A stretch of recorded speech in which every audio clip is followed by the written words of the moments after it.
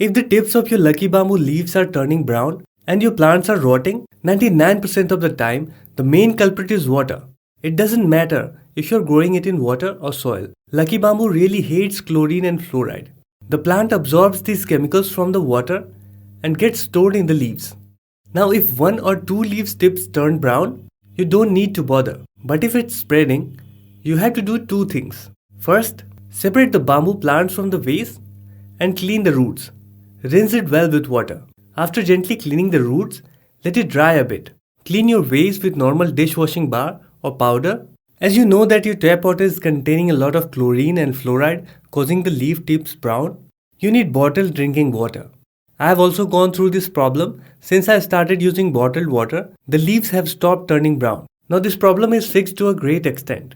Fill your vase with bottled drinking water, then add your plants in the vase.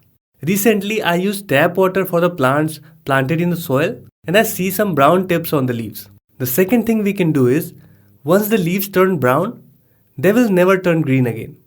So you have to prune the parts. Don't snip off the whole leaf. Many of us make a straight cut like this.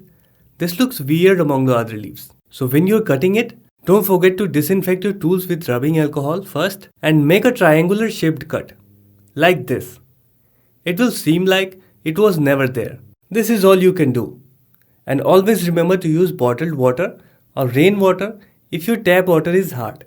Hope you learned something today. Subscribe for more houseplants videos.